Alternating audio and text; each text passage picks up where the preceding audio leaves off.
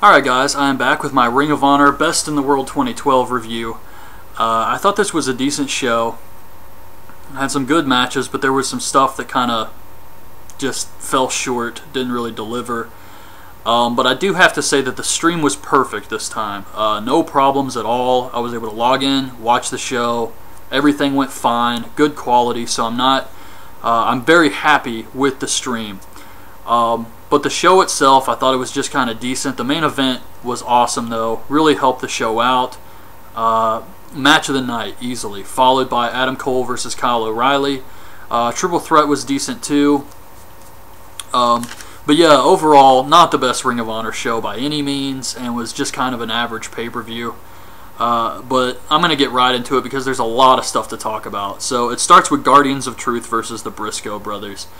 And the Guardians of Truth have been hyped up as this tag team that Truth Martini's bringing in. Nobody knows who they are, and they come out wearing masks, so we still have no idea who they are. They're big guys, they have tattoos, but I couldn't recognize them. I have no idea who they are. I know some people were saying I'd like to see Luke Gallows. I was hoping maybe the Necro Butcher. Definitely not the Necro Butcher. He's not one of these guys. So they have the match. The best part was Mark's reaction to seeing these two guys. That was great. But they kind of do the whole twin magic gimmick because no one can tell them apart. And the top rope actually comes loose during the match. Doesn't fall off or anything, but you can't stand on the top turnbuckle. So despite this, Mark Briscoe still hits a froggy bow off the top. Instead of standing on the turnbuckle, he just stands in the cord to the pole. So I thought that was cool, but then the finish, there was just some crazy finishes in this entire pay-per-view. The finish is the Briscoes get one of the Guardians up for the Doomsday device. Mark's on the top, he's standing on the cord.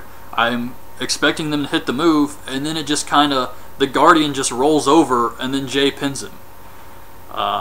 It was very strange, but the Briscoes win the match. So I'm not really sure what was supposed to happen here. It was very bizarre, and I have no idea. So they win the match. Afterwards, they're about to give the Doomsday device to Truth Martini. The Guardians attack them from behind. They start fighting. It gets broken up. So that was it. I thought it was okay. Then we get the Homicide versus Eddie Edwards match. They fix the top rope. Everything's fine. Homicide is full-blown heel. He spits in Eddie's hand. He tries to bring in a chair. He bites him. Stuff like that. Homicide actually wins with the Cop Killer, and it was a decent match. I guess they're going to continue this feud. I was expecting Eddie Edwards to get in the title picture. He said that if he beat Davey Richards on television and then beat Homicide at the pay-per-view, he'd be #1 contender. But he lost to Homicide, so I assume they're just going to keep feuding. Then we get hybrid fighting rules with Kyle O'Reilly versus Adam Cole. Hybrid fighting rules, you have to win by TKO or submission. Those are the rules. There's actually a lot more rules, but that's the gist of it. Kyle O'Reilly has a hurt knee, which Adam Cole attacks. Cole actually gets busted open. This was disgusting. This was just a sick match. It was awesome. At first I didn't know what was going on. I thought that maybe they had a gimmick or something, but it just seemed really convenient because it was a hard-hitting match. They wanted it to be kind of like MMA, I guess. And Cole is just bleeding all over the place. They're throwing shots back and forth. A doctor actually comes out. Cole says, no, don't stop the match. So I just thought it's all really convenient. But they showed his face, and he had a huge gash right across his lip. And he actually lost 2 of his teeth, which they showed on the mat. It was very sick. And there was one point where he was like hulking up on the ground. And he's just spitting out this like stream of blood from the cut. And then he just blows like a blood cloud. You know how Triple H comes out and he spits the water in the air? It was like that, but with blood. It was completely disgusting, but awesome. He actually gets Kyle O'Reilly in a figure 4 on his hurt knee, so Kyle O'Reilly taps out. Afterwards, Cole goes to shake his hand. Kyle O'Reilly pushes it away and leaves. And Nigel says, "Can I get a glass of milk to put Cole's teeth in?" But yeah, that was the second best match of the night. Then we get Fit Finlay versus Michael Elgen. Before the match, Elgen cuts a promo saying that Finlay will fall and he's going to become the legend. And then Roderick Strong says, well, I already beat him. And then he calls him Porky. And Elgen says, I don't want you or Truth out there at ringside tonight. Definitely splitting them up. The match itself just wasn't very good. Fit Finlay and Michael Elgen, they adhere to the code of honor, and then the match starts, and it's just incredibly slow-paced. I know it's tough to follow something like Cole and O'Reilly, but despite that, it just wasn't a very good match. I mean, the fans were chanting boring, and there were some people who were chanting, you know, they liked it, this is awesome, but I honestly think, because I tried to like it, and I'm thinking that those people, just my opinion, were trying to make themselves like this match when they really didn't. It was just very, very slow and was just not good at all. And Fit Finlay didn't have a great match with Roderick at Border Wars either. And after this, I'm sad to say, I don't need to see Fit Finlay again in Ring of Honor. It's just not working out. So yeah, I think this is probably going to be it, because I see no reason to bring him back in. Both matches have been very slow-paced, and it's not that that's bad. It can work, but the way they did it here just didn't work out. It just didn't deliver, and this was the most disappointing match of the show. Fit Finlay actually hits a tombstone pile driver on Elgen, which he kicks out of, and Elgen hits the buckle bomb, the spinning power bomb, and gets the win. Later on, after intermission, Kevin Kelly says, I think during the triple threat match, that Fit Finlay has been fined $250 because the pile driver is still banned in Ring of Honor. It was only allowed in the main event. So at least they brought that back up for the angle. But yeah, it's just, I didn't care for this at all. Afterwards, Truth Martini comes out to celebrate. Elgen pushes him aside, shakes Finlay's hand. So now he's ungrateful, Michael Elgen. But then we get Mike Bennett, Maria, and Brutal Bob. They come out. Bennett and Maria make out. Put down New York because he's from Boston. Mike Mondo comes out, says he's from New York, cuts a babyface promo, says Bennett's full of shit, says he's always wanted to perform in Hammerstein Ballroom, says he wants a fight, and then he says, after I fight you, I'm gonna fuck you, to Maria. And I was like, whoa. It's kind of uncalled for. So they have a street fight. They're wearing street clothes. They brawl around. Bennett gets cocky, trash talks Mondo.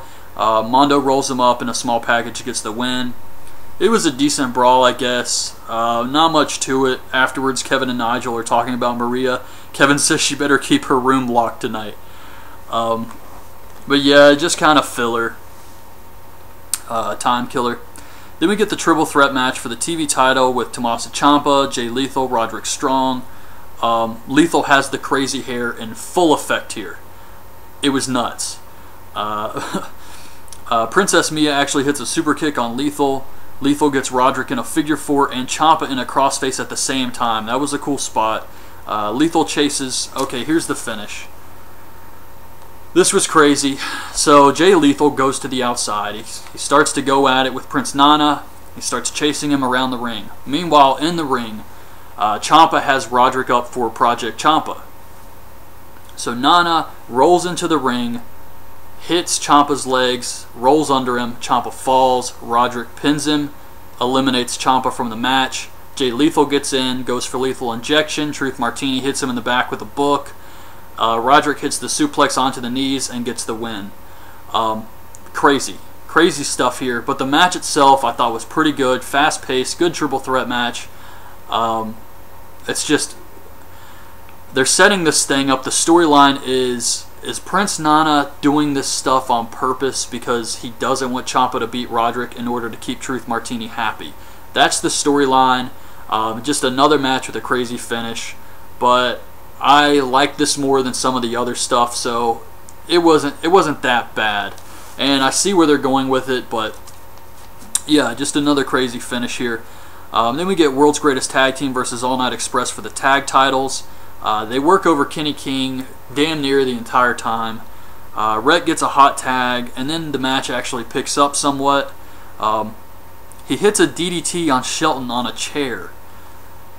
I don't know what the hell happened here. I think Kenny King hands Shelton a chair because if World's Greatest Tag Team loses by disqualification, the titles still change hands.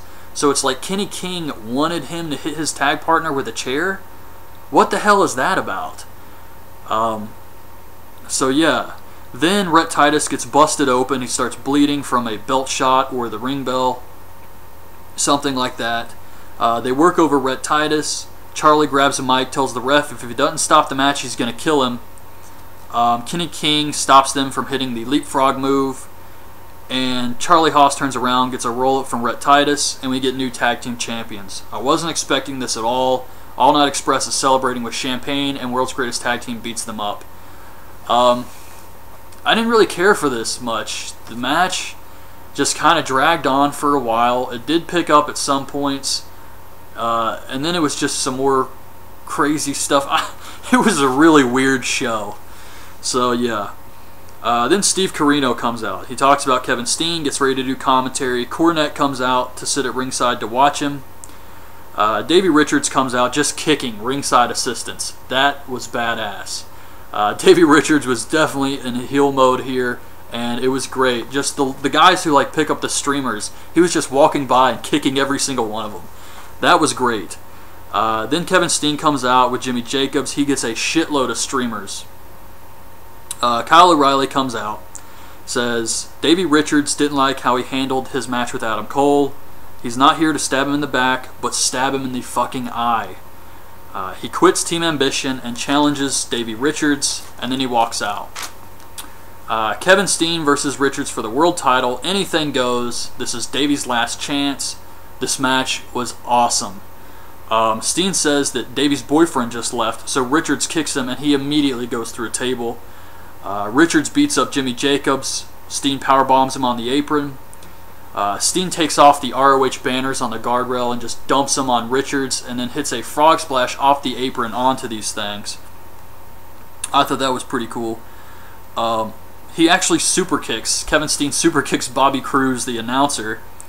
Richards hits a double stomp off the top onto Steen through a table. Steen puts Richards through a table, and then he puts the mouthpiece in. I hate this spot. It's so friggin' nasty. But he puts the mouthpiece in, sets up two chairs. Richards gives him a German suplex through the chairs, and then Richards puts a chain around his foot and kicks the shit out of Kevin Steen's face. That was just straight up brutal. He does this thing where he holds his head and just kicks him, and he does that repeatedly with this chain just slapping against Steen's face, and then hits him with one really stiff kick to the face. Steen still kicks out. That was incredible. I really like that spot. Richards hits the ref. He just kicks him in the stomach, and then he brings in a ladder. Steen hits the F5 on Davey, so another ref comes out, but Davey kicks out, so Steen package pile drives that ref. Then Davey Richards hits a double underhook pile driver on the ladder, but there's no ref, so Jimmy Jacobs gets in the ring with the spike. Cornette gets in the ring and takes the spike. Steve Corino gets behind him, kicks him in the balls, attacks Jim Cornette on the outside. Richards hits an exploder on Jimmy Jacobs into the ladder, grabs the spike, but Kevin Steen low blows him, hits the package pile driver, gets the win. A lot of stuff happened in this match, and normally I would say it's overbooked, but this came across very well. This actually worked. It was just a crazy match, a ton of spots, and just some really sick stuff, and I enjoyed it. This was the match of the night, in my opinion. After Steen wins, he cuts an awesome promo. He says he can't stand hypocrites like Jim Cornette. He says Davey Richards is one of the hardest working men in wrestling, and he's the best in the world. He says the fans are hypocrites because they cheered him when he got fired in 2010, but then as soon as he showed back up, they were going crazy for him. Or they cheered him getting fired, and now they're going crazy for him. He says they buy an ROH ticket and then chant CM Punk and Bryan Danielson.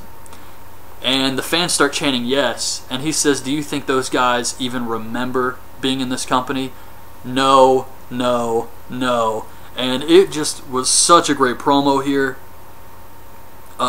He says they always turn on champions, but he doesn't give a shit about them, so they can't turn on him. He says that his group is going to kill Ring of Honor, and then he says, fuck New York City, and he leaves.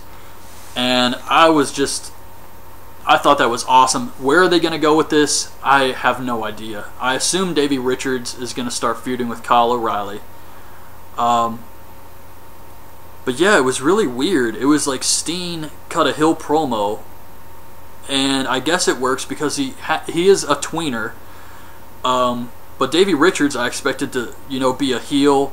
But if he's going to feud with Kyle O'Reilly, he would be the face. And who's Steen going to feud with now? So there's a lot of questions. I'm looking forward to where they're going to go with this. As far as Best in the World 2012 overall, decent show. Really just an average pay-per-view. I would say the Triple Threat, the main event, and Adam Cole, Kyle O'Reilly were the best matches. Everything else was just kind of there. Fit Finlay versus Elgen wasn't very good. Homicide versus Eddie Edwards, it was decent. And the tag match, it was okay too. So I have to say that this was probably my least favorite Ring of Honor show of the year so far. But yeah, the main event was great. And if you can, check out Adam Cole versus Kyle O'Reilly, because that was just some sick shit. So yeah, hope you guys like this review of Best in the World. Leave your thoughts on this show in the comments below, and thanks for watching.